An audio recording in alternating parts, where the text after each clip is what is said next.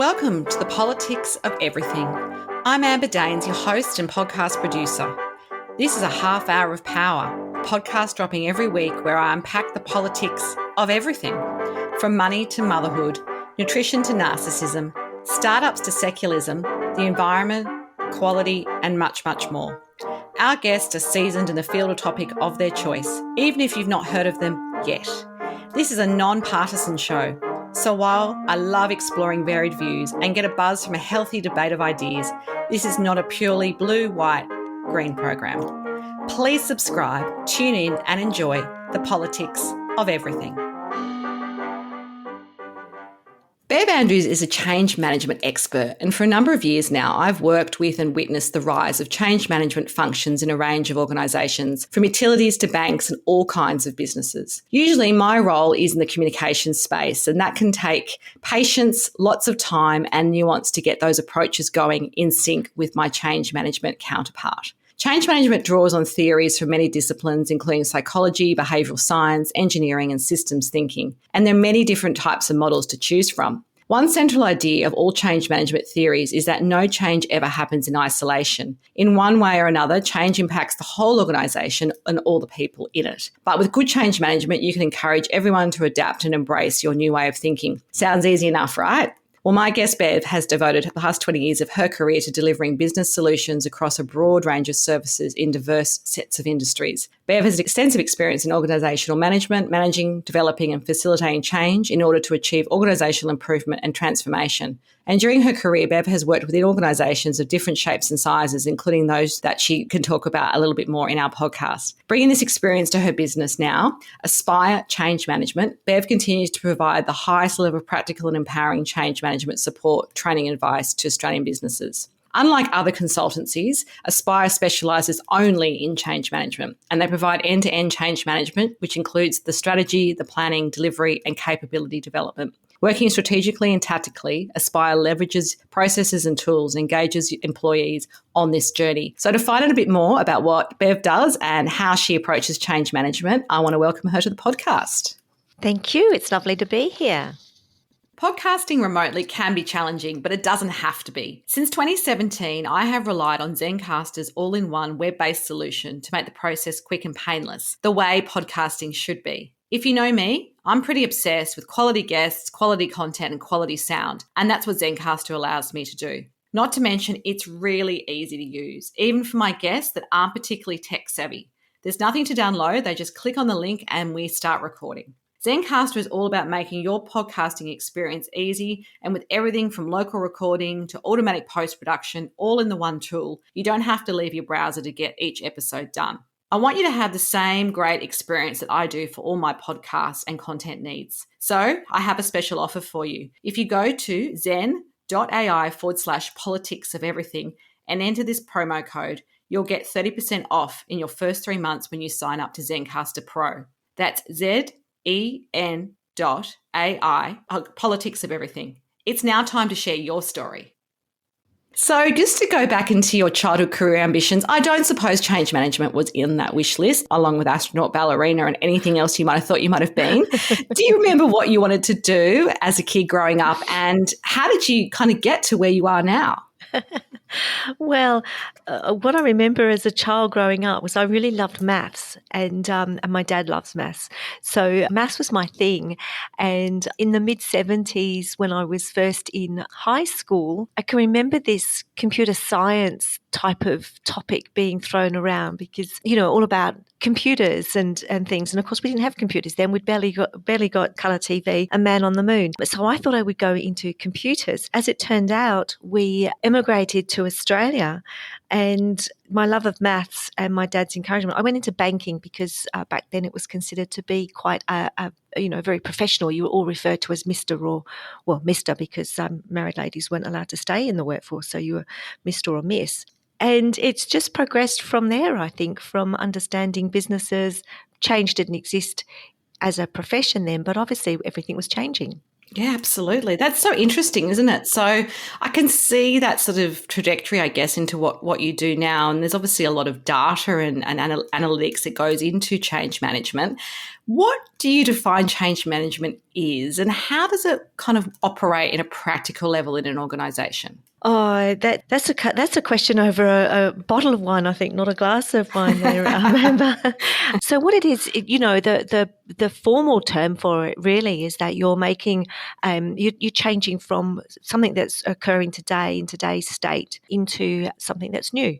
So whether it be through an expected behaviour, whether it's doing something completely different or in a different way, you're just sort of going from A to B. And the journey could literally just be one small step, or it could be, a journey of A to Z, and you just start with A and you're moving through what that could be, which is quite often what you hear when you hear about, organizations are doing a huge transformation. They're talking about something that is going to have multiple facets to it. But it could be something as simple, or not as simple, as just deploying a small project, or, changing the whole way we work through an office refurbishment. So it's lots of different things, and it means lots of different things to different organizations as well. Yeah, I can see the challenge, I guess, for any organisation, no matter how big it is, to really embrace change management. I mean, when you're talking about sort of transformation, is it things such as, I don't know, everything from, rebranding or merging with another company, or even just downsizing and shifting the way they operate? I mean, what would be some of the more, I guess, tactical ways which change management plays out? I think we often bandy words around a lot because they sound really, important and big. So Especially in corporate, right? There's a lot oh, of corporate speak is terrible. So you hear the word transformation.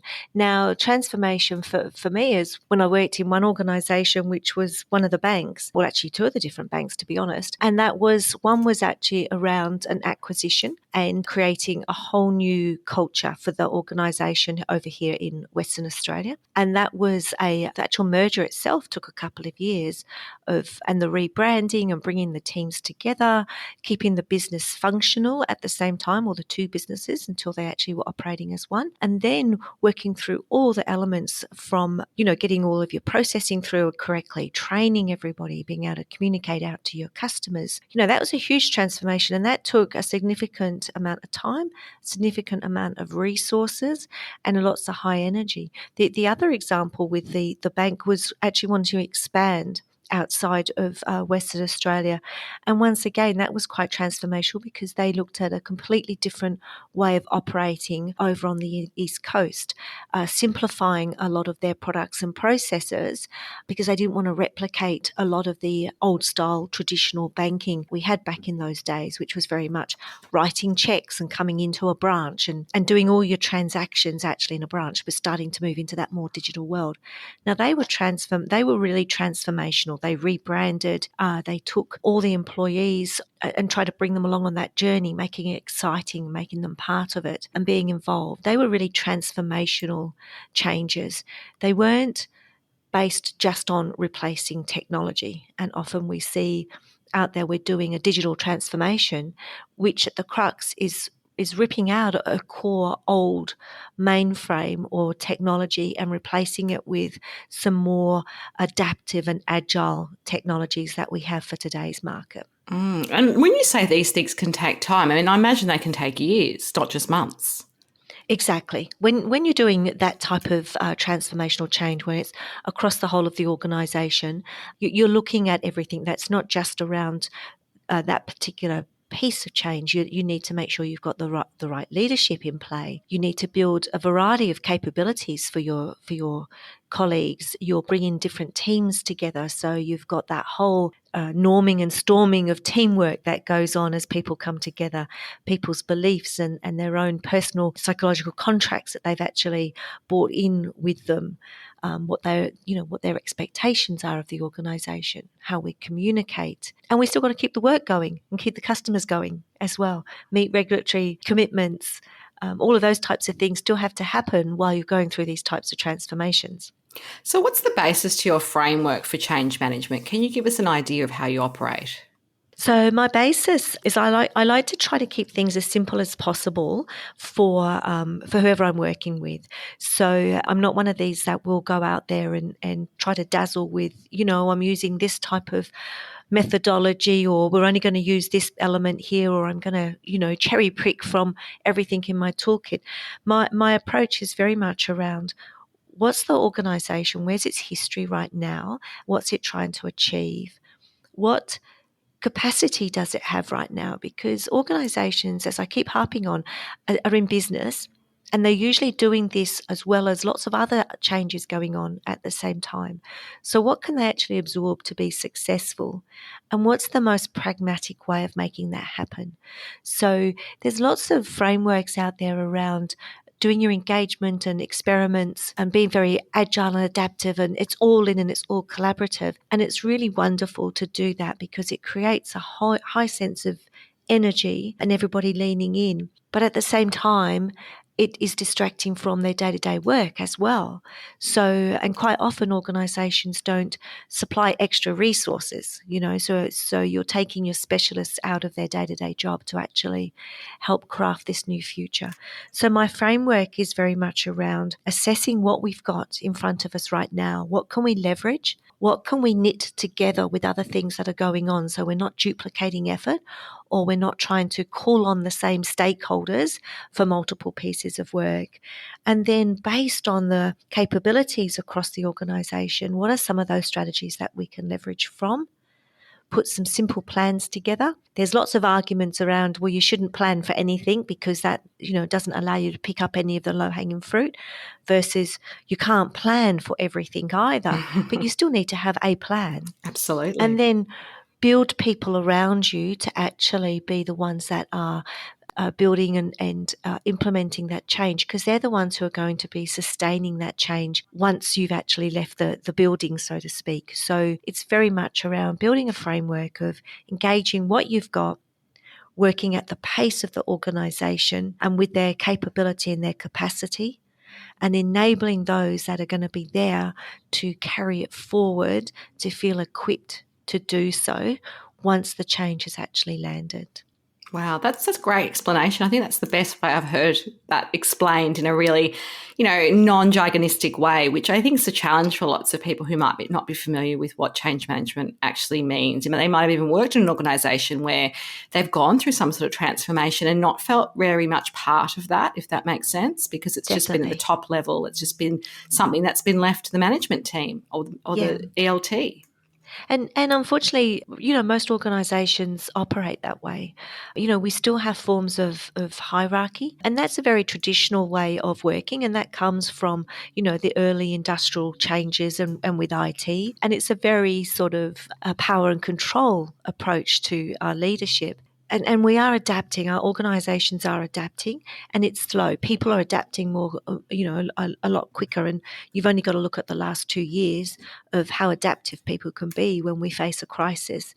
And the challenge we now face from a change perspective is trying to balance that. How do we actually enable people to contribute and feel that they're collaborating without the organisation feeling that it's going to go into chaos or lose that control, and be a lot more responsive, because we do need to be. So, yes, we can make it sound very complex and hard, and that's why it keeps us all in business. But if we bear it back down to the basics, people understand, and then, that builds that awareness and desire, which is what you're looking for, because they need to be part of the change, not have change done to them. Absolutely. So how does a business know if it's getting its change management right? You mentioned the fact that some organisations don't like the idea of planning because they think it's all sort of in free fall, but I imagine that you have checks and balances along the way that let you know, rather than getting to the end of a timeline and then retrospectively deciding. That's very true. And that's one of the things that the agile way of working has really sort of helped influence, that going back and checking in a regular basis. So in a more traditional way, you would be putting your projects out there and your changes out there, and you're sort of going in a more linear way. We do this step, and when we hit a certain point, then we do the next thing and the next thing. And that's how you would see a lot of your communications and your engagements occurring. With Agile, it's broken down into smaller pieces that can be delivered slightly earlier. And that enables you then to check as you're actually going, hitting the mark? Are people actually able to adopt this? Are they ready for it? So being able to build in, even if your project is, something that can only be delivered in one big hit and it's going to take 12 months or 18 months, you can still check in with people, asking people if you've put out generic communication on your company's intranet site, for example, start having a look at, well, how many people have actually even looked at that? How can you weave that conversation into regular team meetings? What sort of things can you do so that you can actually check if people are even reading and are aware of what's going on first before you try to do anything else with them? So that whole getting feedback and being visible and just asking questions is a simple way that you can actually first ask how it's going, and then if you are getting it right. And right means different things for different people.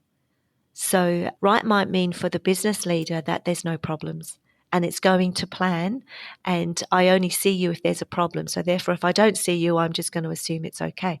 That might be right. Right might be for the project manager that it's on schedule and to budget. Right for an individual is very much, I don't need to worry about this until actually it's in front of me because I've got all these other changes coming to me. So as a change professional, you actually need to understand what that is as part of that early engagement and that early assessment when you're looking at the history of the organisation and how the organisation operates to determine what does right mean. And unfortunately, you see some very poor results because change managers, we're usually very professional, very passionate people. We've got lots of energy and we're very enthusiastic and all of that.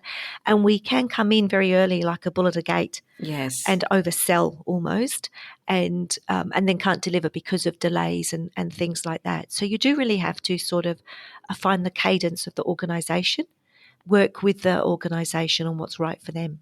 Absolutely. I do want to talk about some statistics now. Obviously, everyone might have different experiences anecdotally, but a Harvard Business Review a number of years ago found that around 80% of the projects with effective change management came in or under budget. So that sounds like that's a bit of a win for the bottom line. However, when change management wasn't as effective, there was clearly negative fiscal impacts. And the same Harvard Business Review suggests that up to 70% of all change initiatives undertaken in organisations fail. So that seems to me a bit of a shock. If it's all going well and, like you say, people think they're doing it right and there's no feedback loop saying it otherwise, there's obviously some errors which are being made quite, commonly. So there's some things which you see that people do, either early on or in the process that can actually upend how the change management function can bring its best self to any entity, whether it's, a big company or a small company. Definitely. And I think there's a couple of things in here. So one of them is actually making sure you've got the right resource coming in to support you with your change. If you're using internal resources, make sure you've actually developed their capability so that they have a broader understanding of what change management is. Because change management is not just comms and training, and it's not about going on a 3-day course and calling yourself a change manager. So the first thing is to make sure you've got the right resources coming in and that you understand what they're going to deliver and they understand what you expect of them. So that's my very first thing, and I could spend a whole podcast talking to you about that. The second one, though, which I think is absolutely key, change initiatives, when they talk about them failing, what we're saying there is that we're not actually getting the business to adopt the change as proficiently as we expected. And this is because when we're thinking about, well, what does the end look like, it's too easy to go, I'm not sure. When I come in and when I talk to people about change, one of the first things I say to them is try to understand what your future is looking like. What is the vision? So this first step, when it's deployed and when it's actually functioning in the organization, what does good look like? And that's the point of what you're trying to achieve when you start your planning for your change, when you start looking at your assessment and your gaps. And you need to start that at the very beginning. I refer to it as having the business ready. Yes. So the change for the business readiness doesn't start when you're ready to go and implement, which is unfortunately what does happen with projects, because that's when they go, oh, I need someone to come in and do some comms. The readiness is all around things of understanding the end-to-end journey of the processes that you change or the system upgrade that you're doing, or even if you're changing the way that we work, what does that look like when it's operating really well? And then where are we today?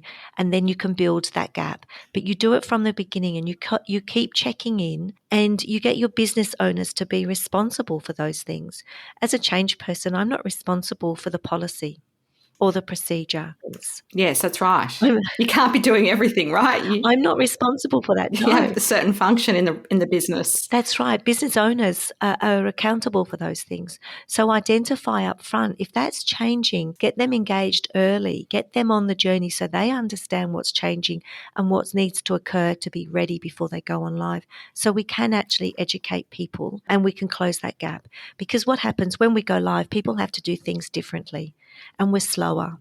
We have to think harder. And it takes time and it's a bit painful for us. And that's why things don't land, because our business still has to run at its optimum when we go live. And yet we've introduced something new for people. That's why we get these statistics about things failing. It's because we haven't adopted it to the level that we expected. Absolutely. So changing tack a little bit, I'm always a big believer people haven't got to where they are in their business or career without some sort of mentorship, and that could be informal or formal. Have there been one or two mentors that really stand out for you, and why have they made such an impact in your life and career? There's been a few really great mentors, actually. And in fact, I think every time I've gone and worked in a different organisation or had a different leader, I found someone that I can actually look at and go, I like what they might do there. It might not be everything, but there's something that I can learn from everyone. And I did a post recently on LinkedIn and I named a couple of leaders or mentors that probably didn't expect me to recognise them. And that's because they did have an impact in a way that they probably didn't expect. So one of my mentors was a really hard taskmaster. He was a real pace-setting leader, really pushed the boundaries on how you thought and your delivery. And it was and I've told him this lately, quite an intimidating environment to operate in, because every time his name come up on my phone, my little tummy would churn and my heart would beat a little bit faster, because I knew he was going to be challenging me and asking me questions that I potentially don't know the answer of. And I have to go away and think and research and get help and challenge. But that really took me out of my comfort zone. Doing this podcast makes me feel uncomfortable and out of my comfort zone. And that's what mentors can do for you, is they see the potential in you and they stretch you. So he was one of those, and I'm ever grateful for that. The other mentor that really opened my eyes was, he was happy to spend the time when we were talking. It was my time. And so it wasn't about today. What are the problems you're facing today? It was, what are the things that you want to know about? You know, what's happening across the organisation or outside of the organisation that interests you? And how can I actually help you explore that? And that really sort of helped me realise that when you're working on something, you can't work on it in isolation. There is too many other things going on around you that can impact you. So having a mentor that actually helps you look across the horizon, not just down to your feet, is also really, really important as well. So they were two that very much came to mind when I think of my greatest mentors. They sound fantastic. So if we spoke again in a year's time, what would be the number one thing you have hoped to have changed or evolved in your business, and why? Oh, this is an interesting question. I've been going through a bit of personal development and planning in the last 4 to 6 weeks, and I can honestly say my thinking is pivoting a lot. My biggest passion is actually helping others to be effective in the change profession, and you don't have to be a change manager to do that. And that is looking and supporting others individually, which is one person at a time. And given that there's billions of people out there, I'm not going to achieve that in a year. So the other passion I have is actually helping organisations understand what is change, what's organisational change, what's enterprise change. And by being a little bit more effective and strategic in this space, the benefits are absolutely huge across the organisation. So in 12 months' time, I'd like there to be more organisational conversation around having enterprise change, having change at the strategic table, having leaders embrace the fact that change leadership is something that they need to be focusing on every day and harnessing that strength.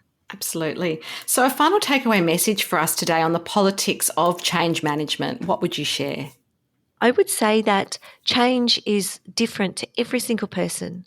So whether you come from a background of change and you're a specialist and you've done change in a very traditional project way, whether you've moved into agile, whether you've moved into lean, whether you're moving across all of those elements, don't forget the foundations of our profession, absolutely essential for us to be able to develop and nurture others.